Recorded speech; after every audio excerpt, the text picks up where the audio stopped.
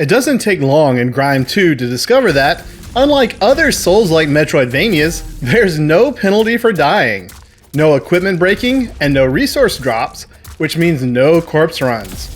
So if you need to return to your last checkpoint to level up or whatever, you could just throw yourself into a spike pit until you die, but there's an easier way.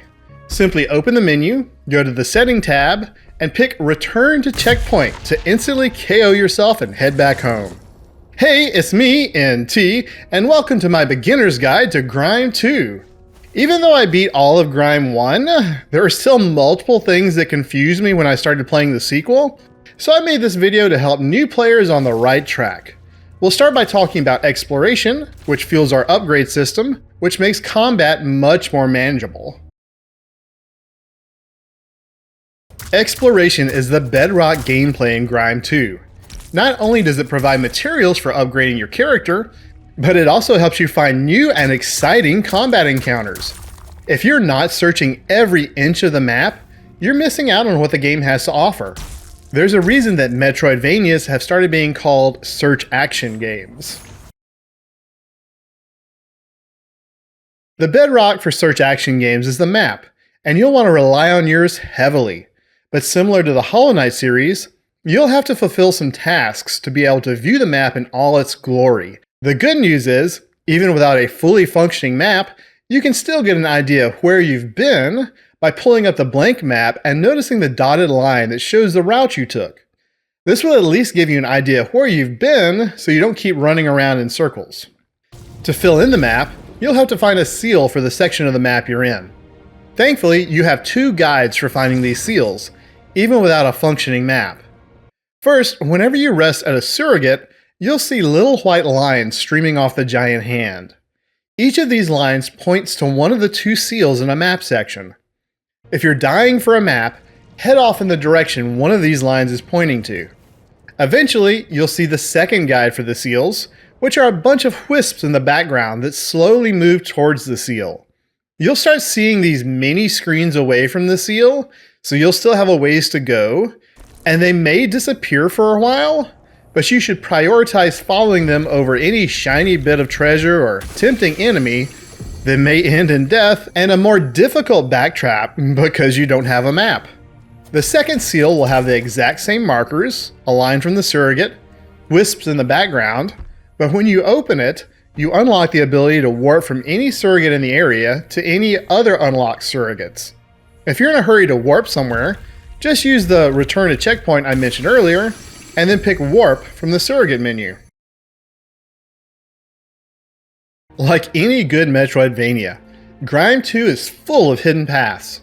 In fact, I would say the density of secrets in GRIME II is higher than the average game, and you want to find as many of them as possible. Since it can be annoying to, say, find two pieces of an armor set and be missing the third, here's what you want to look out for from the beginning of the game. You may occasionally see hands stretching out from walls that move in and out depending on how close you are to them. This is a sign there's a breakable wall there, so make sure to shatter it to get your loot. Also keep an eye out for indents in the ceiling that means you can jump up and climb through a platform. There's also other one-off gimmicks like bubbles in mud or a waterfall of mud you can see behind. When you get new abilities, you'll also have to keep an eye out for new ways the designers conceal secrets. For instance, once you get the grasp ability, you can pull sparkly spike walls down with your extendo hand. Another main reason you want to scour the map for secrets is how limited the upgrade materials are at the beginning of the game. Bloodroot splinters upgrade weapons, and Mara strands upgrade armor, but they're very rare. Make sure you really like an armor or a weapon before reinforcing them. Just as hard to get is the main currency in the game, called Atrium. Even if you're finding all the hidden caches, you need to know that you're going to be pretty poor for the first part of the game, and buy accordingly. This means that when you get to the first set of shops, I would suggest against buying much. Upgrade your favorite weapon with the bloodroot splinters you found, but don't buy item molds right now. There's another series of shops coming up as you head toward Con, and you'll probably want to buy the weapons and armor they have. The good news is the developers did change it, so items no longer get more expensive the more you buy them. The one item mold I would suggest you buy is the priming spear, because not only is it one of the only good projectiles you get early on, it also applies the prime debuff, which grants you more breath when you defeat an enemy, and breath is the energy that fuels your heal. If you're almost out of health but don't have quite enough breath to heal, then prime can be a lifesaver. Your primary form of upgrades in GRIME II are stats.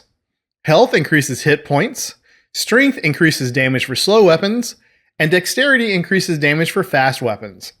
I would suggest putting points in health first, and then when you decide if you like to play with slow or fast weapons, putting points in either strength or dexterity.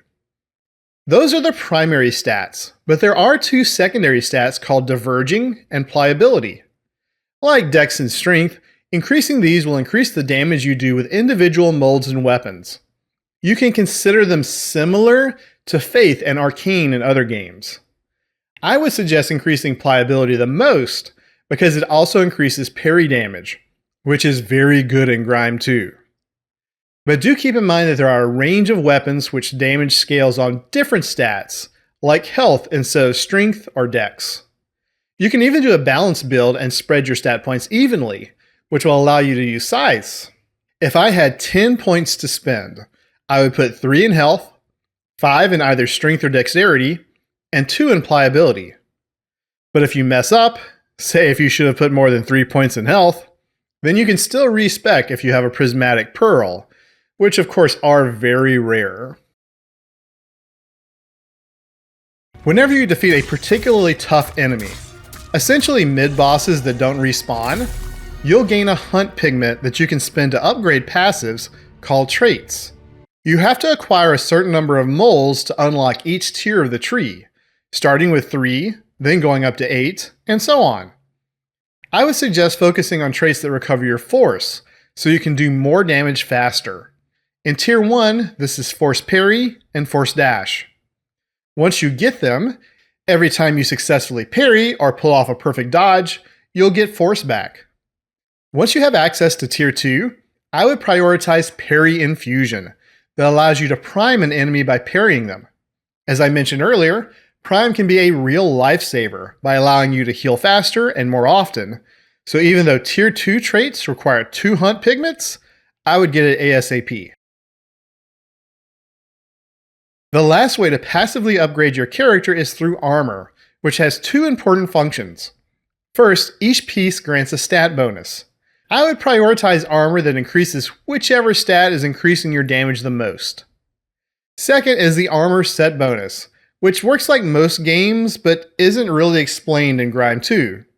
If you have all 3 pieces of an armor set equipped, the set bonus listed under the picture will go from grayed out and disabled to white and active. For instance, if you have all 3 pieces of the first armor set, the handcloth set, equipped so it says 3 of 3 handcloth, you get the armor set bonus, increases paint generated from attacking. So when picking the armor you wear, make sure to keep in mind both the stat boost and the set bonus. And if the armor is particularly ugly, you can always equip something nicer looking in the cosmetic slot, although you won't get any of its bonuses that way. Now that we've found the resources we need and upgraded accordingly, it's time to focus on combat. Perhaps the most confusing, but also the most vital concept for combat is force. If you're used to Souls-likes, you might confuse force for stamina. But while stamina is a negative modifier, running out of stamina means no attacking or defending, force is a positive modifier. As long as your force is higher than the marker on the bar, you'll do extra damage with every attack, which is particularly powerful if you pull off a high damage weapon ability with enough force. So how much is the boost? Well, from my limited sample size, I'd say you get a 60% damage increase, which is why it's important to not just spam the attack button and not to whiff an attack when you have full force. This is also why you should focus on traits that refill force, like Force Parry and Force Dash, like I mentioned earlier. If you can hit enemies full force, then dash or parry to refill force, Then strike them again with that 60% damage boost. You'll do a ton of damage quickly. Between the perfect dash and the parry, you'll want to parry whenever you can, remembering that you can't parry red attacks, because parry also does damage and usually interrupts attacks. It also lets you stay right up close to an enemy, so you continue doing damage after the enemy's attack.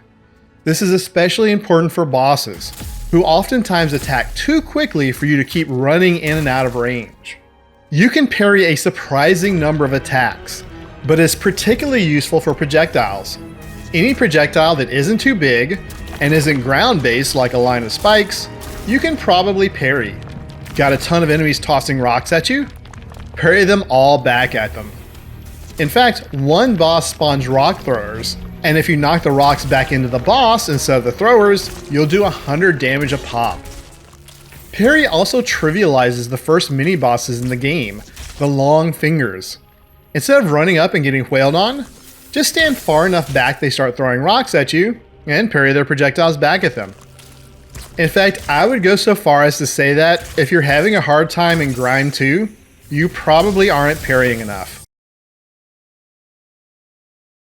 I found molds, GRIME II's version of spells, to be rather confusing, but it helps if you know there are 3 different kinds of molds. First are the absorbed molds. At the beginning of the game, you'll acquire these by hitting an enemy until their health drops below the circle on their life bar, then dashing into them while they have a green circle on them to absorb their form. You can hold only one absorbed mold at a time, and they go away when you use them. Second are item molds. You can buy them in a shop or find them while exploring, and they refill when you rest at a surrogate. The more copies you have, the more you can use them, and the higher level the mold's effects will be. For example, once you find 6 homing droplets, damage will increase, and using the mold will fire 3 droplets instead of 2. I would suggest always carrying around 1 or 2 item molds at a time so you can save your paint bar. The paint bar fuels the third type of molds called, well, molds, but I'll call them regular molds. You learn regular molds by assimilating absorbed molds that you get from enemies. Get enough absorbed molds from an enemy and permanently keep that ability. And you can check the bestiary to chart your progress. But importantly, only new enemies that you've never absorbed before will add to this bar, so you can't do what I try to do and farm the same enemies over and over for their abilities. The good news is you can see if you've already assimilated that enemy by checking the mold war circle on their life bar. If it's white, that's a new enemy. If the circle is black, you've absorbed that mold before. Also, if an enemy drops a gray sphere, be sure to use the grab ability to absorb it. Likely that means you haven't assimilated that enemy yet, but either way it'll grant you an absorbed mold. Like weapons, you should experiment for yourself which molds feel the best and are the most useful. Also like weapons, the damage for molds scale off your stats, shown by the effectiveness percentage. The little icons underneath show which stats it scales from, with the white plus sign being the primary stat that scales damage. There is one mold I want to suggest for the beginning though, and that's the rusted half-made mold that applies prime to enemies. Until you get parry infusion, this is the best way to apply prime for that extra breath. Weapons are fairly straightforward, which is why I saved them for last. Just like molds, weapon damage scales based on your stats, as indicated by the little stat icons under the name. They also have a primary stat that scales damage, indicated by the tiny white plus on one of them, so make sure your leveling and your weapon choice mirrors each other. Don't forget to use weapon charges to fuel your special attacks. These do a lot of damage, and charge at different rates for different weapons, so take that into consideration when picking a weapon, and make sure to have full force before spinning a weapon charge. Finally, don't sleep on the throwing thumbs that you find right after the yearning pain encounter. These will be your only projectile weapons for quite some time, and it trivializes some fights like the little spiky boys that can only walk towards you. Or you can use it to continue doing damage while waiting for a projectile parry. So that was my beginner's guide for GRIME II. Thanks a bunch for watching. I'm releasing at least one video a week on interesting new games, so if you haven't subscribed yet, would you force parry and force dodge your way down to the subscription button and turn notifications on? If you're already subscribed, thank you. And if you want to support me further, there's a Ko-Fi link in the description.